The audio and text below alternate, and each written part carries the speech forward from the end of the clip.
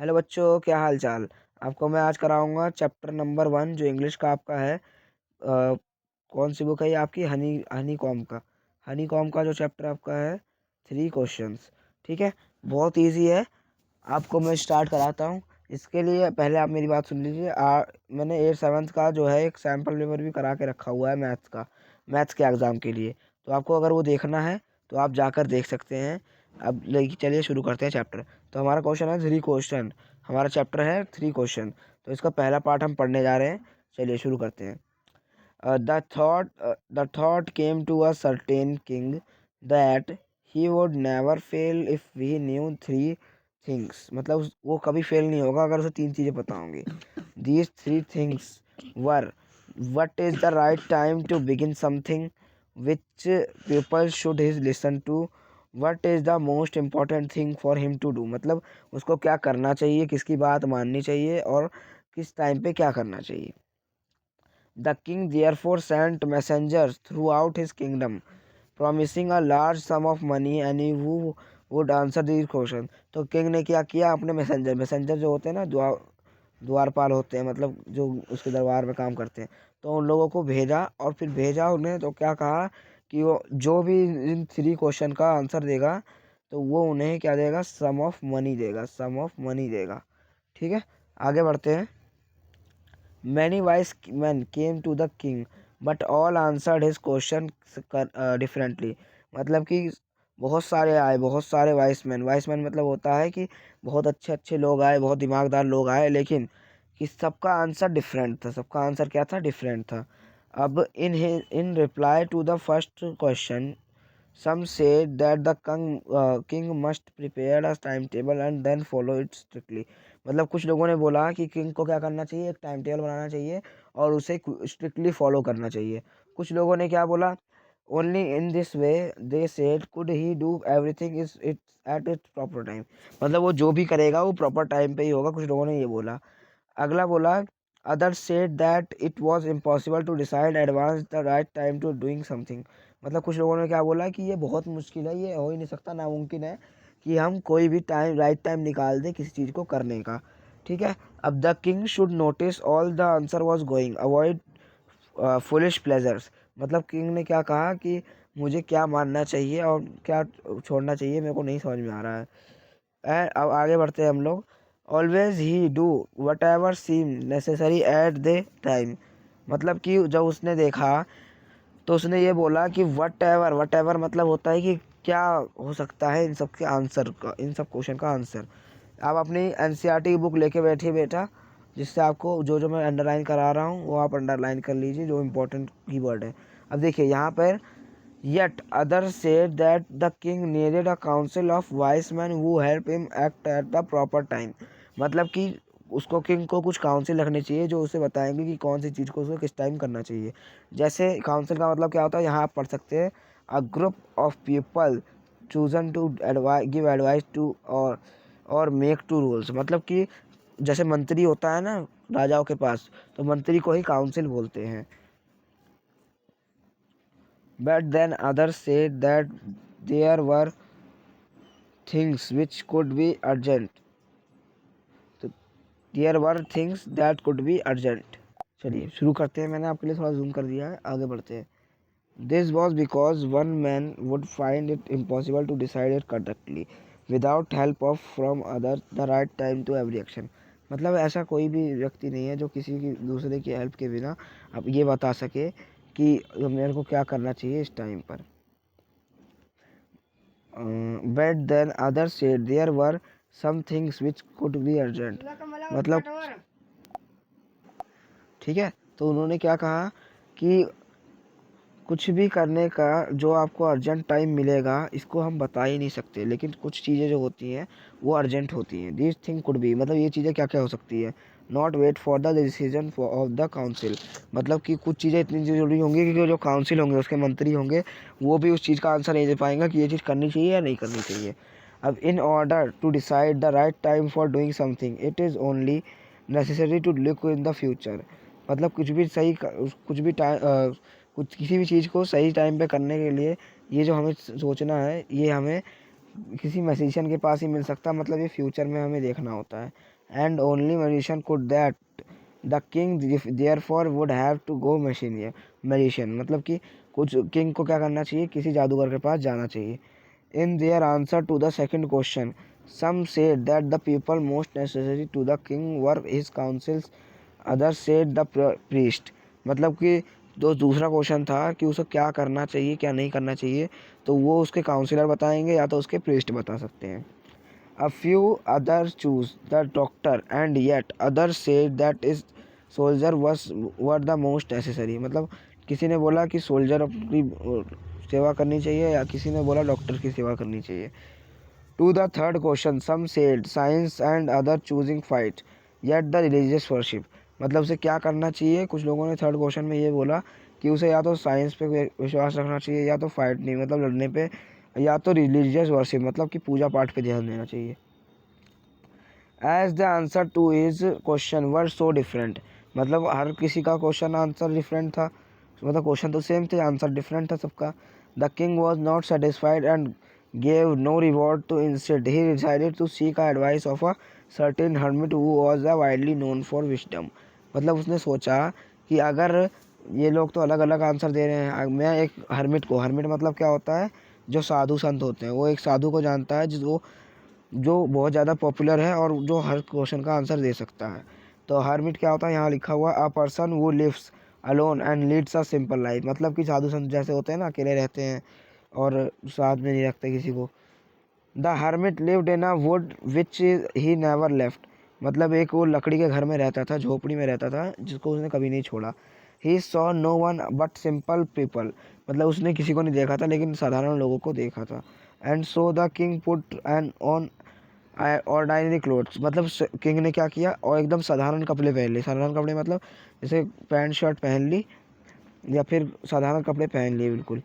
Before he reached the hermit hut the king left his horse with his bodyguard and went on alone, मतलब कि जो hermit के जाने के पास पहले था, चलिए तो उसने क्या बोला, हर्मिट के पास उसने जाने से पहले क्या किया कि अपने जो कपड़े थे वो तो साधारण पहन लिए तो ताकि वो एकदम साधारण इंसान लगे, मतलब एकदम सिंपल पर्सन लगे। और फिर उसके बाद वो उसकी झोपड़ी से जाने पहले अपना जो घोड़ा और बॉडीगार्ड होता है उसको उन घोड़े को अपने बॉडीगार्ड के साथ छोड़ देता ताकि उसे शक ना हो बिल्कुल भी साधु को कि ये कोई साधारण आदमी नहीं कोई और है। तो आगे द हर्मिट लिव्ड ऑन, ये तो हो गया हमारा पार्ट, और आगे वो अकेला चला जाता है। As the king came near the hermit's hut, मतलब जो किंग होता है वो हर्मिट के हट, हर्मिट का हट मतलब साधु के झोपड़े में जाता है। तो he saw the hermit digging the ground in front of his, मतलब कि वो क्या कर देखता है साधु को कि वो गड्ढे खोद रहा है छोटे छोटे, अपने घर के सामने वो गड्ढे खोद रहा है झोपड़ी के सामने अपने हट। ही greeted the king and continue digging, मतलब उसने जैसे ग्रीटेड मतलब होता है जैसे नमस्ते बोला कि नमस्ते और कैसे हो, फिर उसके बाद क्या कहा उसने अपना खोदना चालू रखा, जो चीज़ वो खोद रहा था गड्ढे खोद रहा था उन्होंने चालू रखा। The hermit was told old and weak, मतलब कि हर्मिट क्या था, बहुत ज़्यादा बुढ़ा था। ओल्ड मतलब यहाँ पुराना का मतलब नहीं है, यहाँ ओल्ड मतलब होता है बुढ़ा और वीक मतलब होता है कमज़ोर, तो वो कमज़ोर और बुढ़ा हो गया था ज़्यादा ही, ठीक है। And he as he worked he breathed heavily, मतलब जो वो काम कर रहा था तो उसकी सांसें तेज तेज से चल रही थी। The king went up to the hermit and said, I have come to you, wise hermit, to ask you the answer of 3 question, मतलब वो कहता है कि मेरे पास 3 क्वेश्चन है उसके मुझे तुमसे आंसर चाहिए hermit. How can I learn to do the right thing at the right time, मतलब मैं कैसे जान सकता हूँ कि कौन सी सही चीज़ हमें कौन से सही समय पे करनी चाहिए।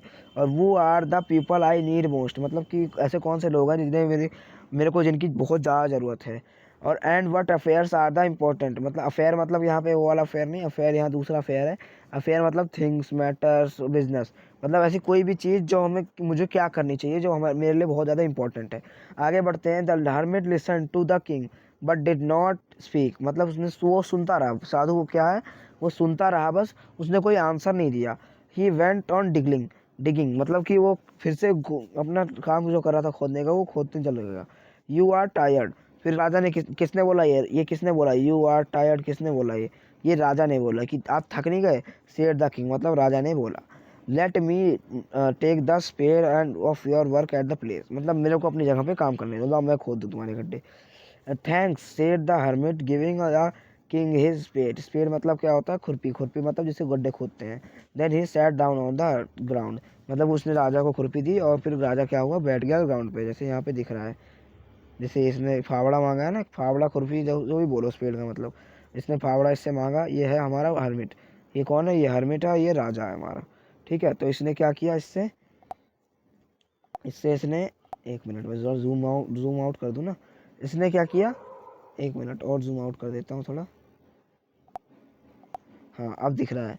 तो इसने क्या किया, यहाँ देखिए ये रहा ना गड्ढे दिख रहे हैं, ये गड्ढे खोद रहा था ये, फिर इसने अपना स्पेड इसको दे दिया क्योंकि इसने मांगा, और फिर ये भी बैठ गया यहाँ पे। ठीक है, अब मैं जूम इन कर दूँ, फिर आगे बढ़ते हैं। ठीक है, चलिए। When the king had dug 2 beds and he stopped repeating his question, मतलब जो वो 2 बेड मतलब होता है गड्ढे, डग 2 बेड्स, बेड्स और 2 वर्ड यूज हुए गड्ढों के लिए, पिट्स और डग्स। बेड्स तो पिट्स मतलब भी गड्ढे होता है, और डग्स जो होते हैं उसका मतलब भी गड्ढे ही होता है। ठीक है, he stopped and repeated his question, मतलब वो अपना क्वेश्चन दोबारा से, 2 गड्ढे खोदने के बाद फिर वो पूछता है अपना क्वेश्चन दोबारा से। The hermit gave no answer but stood up, मतलब हर्मिट ने कुछ नहीं कहा, मतलब साधु ने कुछ भी उसका आंसर नहीं दिया। यहाँ बेड्स का मतलब लिखा भी हुआ है, जैसे small patches of ground on plants, मतलब छोटे छोटे गड्ढे खोदते हैं ना पौधे उगाने के लिए, वो उसे बोलते हैं बेड्स। अब आगे इसने क्या किया, खड़ा हो गया, स्ट्रेचिंग आउट हिज हैंड, मतलब ऐसे हर के हाथ उसने अपना स्ट्रेच किया। The spade, hand for spade मतलब हाथ उसने आगे बढ़ाया, बोला कि लाओ फावड़ा मेरे को दो, and said now you rest let me work, मतलब उसने बोला कि लाओ मेरे को दो, अब मैं काम करता हूँ अपना, अपना आराम कर लो तुम। But the king did not give him to the spade and continue to dig, और राजा ने बोला नहीं नहीं मैं खुद ही कर लूँगा, मैं आपकी रहने दीजिए, आपकी मैं मदद करता हूँ। 1 hour पास्ट, मतलब 1 घंटे बाद, then another, the sun went down behind the trees, मतलब सन वेंट बिहाइंड मतलब रात का, शाम का टाइम हो गया था, सूरज डूब चुका था। And at last the king stuck the spade into the ground and said, मतलब उसने जो फावड़ा था उसे गड्ढे में मारा, ग्राउंड में मारा, है ना, उसको सतह पे मारा। फिर उसके बाद क्या बोला, I came to you wise man, मतलब मैं आपके पास for answer to my question, मैं आपके पास अपने क्वेश्चंस के आंसर लेने आया था। If you can give me no answer tell me and I will return home, अगर आप मेरे क्वेश्चन का आंसर नहीं दे सकते तो आप बताइए, मैं अपने घर चला जाता हूँ वापस। तो here comes someone running said the hermit, उसने हर्मिट ने, साधु ने क्या बोला कि कोई आ रहा है दौड़ते हुए इस तरफ। अब इसके आगे आपको कंप्रहेंशन चेक है, क्वेश्चन देख लेते हैं इसके एक बार। Why did the king want to know answer the 3 question, क्यों चाहिए थे उसे, क्योंकि उसे लगता था कि अगर उसे इसको 3 क्वेश्चन के आंसर पता होंगे तो उसे दुनिया में कोई नहीं हरा पाएगा।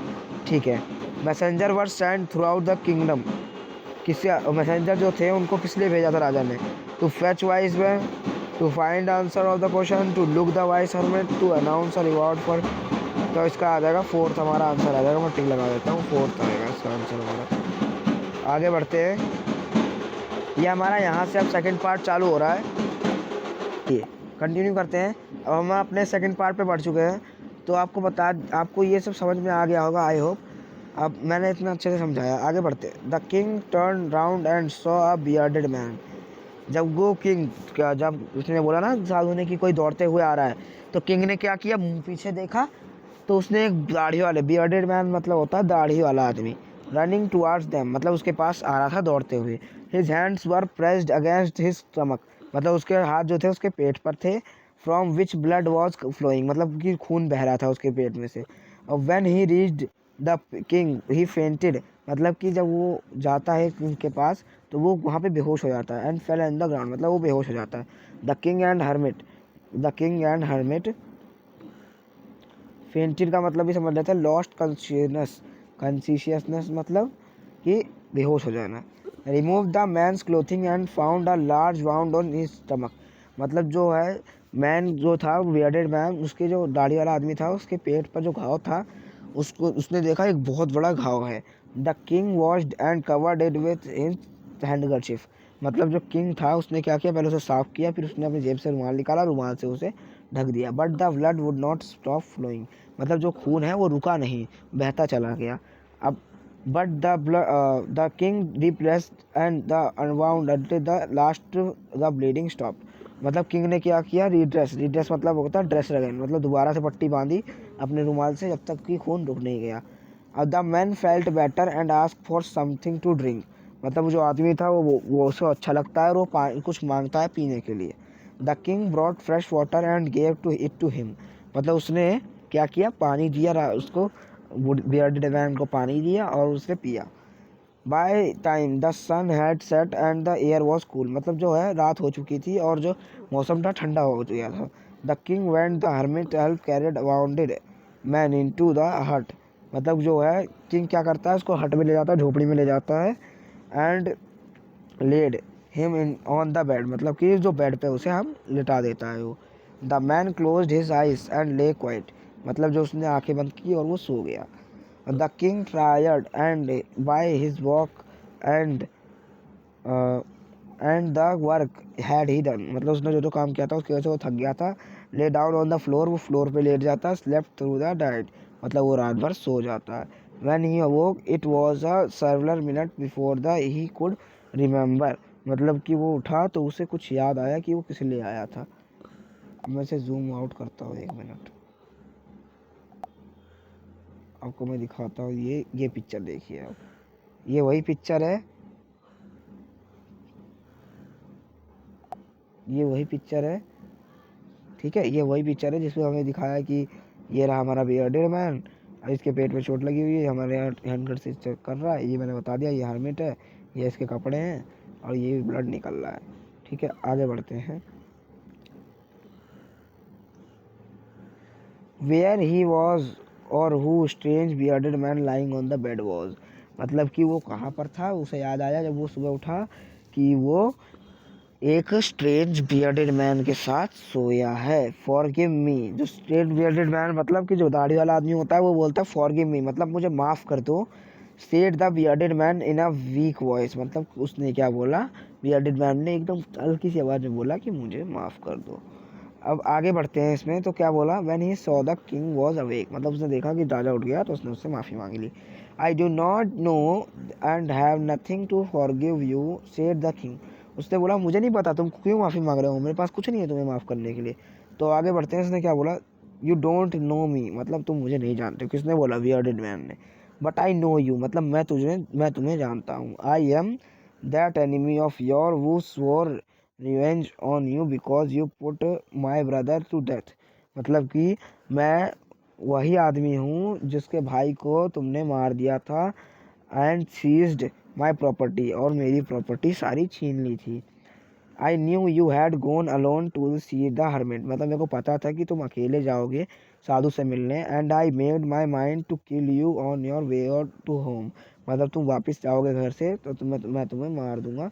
ये मेरा टुक, सीज्ड का मतलब क्या होता है, टुक बाय फोर्स, मतलब कि छीन लिया। आगे बढ़े तो आगे था यहाँ, but the day passed and you did not return, मतलब कि दिन गुजर गया लेकिन तुम आए नहीं वापस।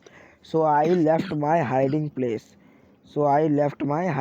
मतलब मैं अपने जहाँ मैं छुपा हुआ था उस जगह को छोड़कर आगे बढ़ गया। And I came upon two the your body guard, मतलब जो बॉडी गार्ड थे मैं उनके पास आ जाता हूँ। वो रिकॉग्नाइज्ड मी एंड वाउंडेड मी, मतलब कि उन्होंने मेरे को पकड़ लिया और मेरे पे हमला कर दिया। वाउंडेड मतलब मेरे को घाव पहुंचा दिया। I escape from him but I should have died if you had not dress my wound and I wish to kill you and you have saved my life, मतलब कि मैं तो तुम्हें मारने आया था और तुमने मेरे को बचा लिया। मैं अगर तुमने अपना रुमाल मेरे घाव पे नहीं बांधा होता तो मैं अभी तक मर जाता। तो अब इसके आगे बढ़ते हैं। Now if I live, live मतलब होता है मैं जिंदा हूँ। I will serve you as a most faithful servant and will order my son to the same forgive me, मतलब वो बोलता है मैं तुम्हारी ज़िंदगी भर तुम्हारा मैं दास बनकर रहना चाहता हूँ और क्या करना चाहता हूँ, अपने जो बेटे होंगे उनको भी यही बताऊँगा मेरे को माफ़ कर दूँ। The king was very happy to have made peace with his enemy so easily and to have won his over as a friend, मतलब वो अपने एनिमी को ही अपना दोस्त बना लेता है, इसके लिए वो बहुत बड़ी बात थी। he not only forgave him, but said he would send servants and his own doctor to took care after him, and he promised to give back his man's property. मतलब कि जो उसकी सारी प्रॉपर्टी थी वो उसे वापस दे देगा, और क्या करेगा, जितना भी उसके मतलब डॉक्टर वगैरह हैं उनको भेज देगा वहाँ पर। एक मिनट में देख लूँ कितना चैप्टर बचा है, इतना पार्ट है और फिर आगे भी है, बस आगे एक पेज और है, फिर हमारा कंप्रेहेंशन चेक है और ये क्वेश्चन आंसर है। ठीक है, आगे बढ़ते हैं हम। कहाँ पर थे? ठीक है, अब देखते हैं यहाँ living bounded man the king out of हट, मतलब कि जो उसके बात करने के बाद बाहर आता है झोपड़ी से, and look down on the hermit, साधु की तरफ देखता है, before going away he wished one more to get answer, मतलब उसने बोला कि मैं जो क्वेश्चन लेके आया था उसका आंसर मेरे को बता दीजिए। तो the hermit was not his knees was on his knees sowing seeds in the beds and had been dug the day before, मतलब जो उसने राजा ने गड्ढे खोदे थे ना, राजा और साधु ने मिलकर, तो उसमें वो क्या कर रहा होता है, बीज डाल रहा होता है। The king went up to the hermit and said, जो है किंग वो राजा के पास जाता है और कहता है, for last time I beg you to answer my question wise man, मतलब वो कहता है कि मैं लास्ट बार बोल रहा हूँ, मैं आपसे भीख मांग रहा हूँ कि मेरे को उन 3 क्वेश्चन का आंसर मेरे दे दीजिए। आगे बढ़ते हैं इसमें, तो आगे हमारा यहाँ दिखता है ये वाला पार्ट, ये वाला पार्ट दिखेगा अब हमें। You have already been answered said the hermit still bending down on ground and looked in the stood before him, तो साधु ने क्या बोला कि तुम्हें तुम्हारे क्वेश्चन के आंसर पहले ही मिल चुके हैं। How I have been answered, वो तो राजा बोलता मेरे को कैसे मिल गया answer, what do you mean, आपको कैसे, आपका क्या मतलब है। फिर आगे बोलता है डू यू नॉट सी, मतलब कौन बोलता है, ये हर्मिट बोलता है कि तुमने नहीं देखा। रिप्लाइड द हर्मिट, मतलब हर्मिट ने बोला, if you had not pitted my weakness yesterday and had not dug bed for me you would not have gone away, अगर तुम मेरे लिए कल गड्ढे नहीं खोदते और वापस चले जाते, तो then the man would attack you and you would wish to had stayed with me, मतलब कि अगर तुम वहाँ जाते तो तुम्हें वो आदमी मार देता, और अगर तुम यहाँ रह गए तो तुम बच गए। So the most important time was the when you were digging the bed, मतलब जो सबसे इम्पोर्टेंट टाइम, जो तुम पहला क्वेश्चन था तुम्हारा, सबसे इम्पोर्टेंट टाइम क्या है, सबसे इम्पोर्टेंट टाइम यही था कि तुम जब गड्ढे खोद रहे थे। And I was the most important man and to do me good was your most important business, मतलब कि मैं तुम्हारा इम्पोर्टेंट पर्सन हूँ कि मैं तुम्हें बचा गया हूँ और तुम्हारा बिजनेस में काम देता हूँ। Afterwards when he the man run to us the most important time when you are caring for him, सबसे इम्पॉर्टेंट टाइम क्या था, जब वो उसकी केयर कर रहा था। Because if you had not dress his wound he would have died without having made peace with you, so he was the most important man and what you did know for him was most important business, most important business, मतलब last question था ना कि सबसे important क्या काम है, तो काम उसका क्या था, जब उसकी वो केयर कर रहा था। Remember then there is the only time that is most important in is now, मतलब सबसे इम्पोर्टेंट टाइम क्या है किसी भी चीज़ को करने का, वो अब है। और it is the most important time because it is the only time we have any power to act, मतलब ये इम्पॉर्टेंट टाइम क्यों है, क्योंकि इसमें हम अपनी पावर को एक्ट कर सकते हैं। ठीक है, the most necessary person is the you are particularly movement there for knows with the future and will meet animal else, मतलब कि जो फ्यूचर तुम पूछ रहे थे कि कैसे क्या मेरे लिए कौन सबसे इम्पोर्टेंट है, तो जिससे तुम मिले वो हर इम्पोर्टेंट व्यक्ति है। The most important business is to do that person good because we were sent in to his word that person own, मतलब कि किसी की केयर करना और किसी के बारे में सोचना, यही हमारा सबसे इम्पोर्टेंट काम है। तो ये हमारा चैप्टर यहाँ पे कंप्लीट होता है, यहाँ पे ये चैप्टर कंप्लीटेड है। किसने लिखा है एक बार ये भी देख लेते हैं, लियो टॉल्स्टॉय, किसने लिखा है, लियो टॉल्स्टॉय ने। चैप्टर का नाम क्या था, 3 क्वेश्चंस।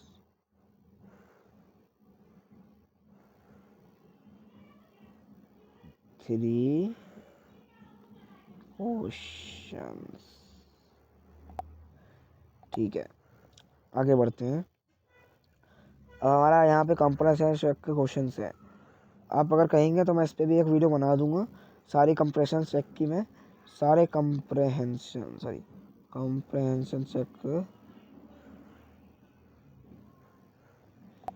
चेक की मैं वीडियो बना दूंगा। और क्या करूँगा, एक मिनट, क्या करूँगा, इसकी वीडियो बना दूंगा और आपको मैं सारे क्वेश्चन के आंसर दे दूंगा। Thank you everyone. मेरा यही कहूँगा कि आपने मेरा बहुत बहुत ये वीडियो के एंड तक आप बने रहे तो आप बहुत ज़्यादा अच्छे हैं, बहुत ज़्यादा। आप फोड़ के आएंगे पेपर। ये 10 कलर की स्लाइड है, इसमें आ गई गलती से। आप कहेंगे मैं अगली वीडियो में इस पोएम को भी कराऊंगा। मैं 1 मिनट ऐड कर दूँ एक पेज ताकि आपको समझा सकूँ। हाँ जी, तो मैं ये कह रहा था कि मैं क्या करूँगा, अब कुछ वीडियोस बनाऊँगा चैप्टर की सारे। क्या हो रहा है, 1 मिनट रहा, रीड कहाँ से आ रही है, डिलीट करते हैं। हाँ, तो मैं क्या करूँगा, कुछ चैप्टर के आपको क्वेश्चन आंसर दूंगा और सैम्पल पेपर वगैरह दूंगा, इसी चैनल पे दूंगा। और प्लीज़ मेरे चैनल को सब्सक्राइब करिएगा, मेरा सपोर्ट कीजिएगा। मैं आपके लिए इतना करता हूँ। प्लीज़ आप मेरे चैनल को सब्सक्राइब करिएगा और लाइक ज़रूर कीजिएगा। लाइक करके बेल आइकन को प्रेस कर दीजिएगा और कमेंट करिएगा कि कैसा लगा आपको वीडियो। और शेयर ज़रूर करना अपने दोस्तों के साथ जो बिल्कुल नहीं पढ़ते हैं।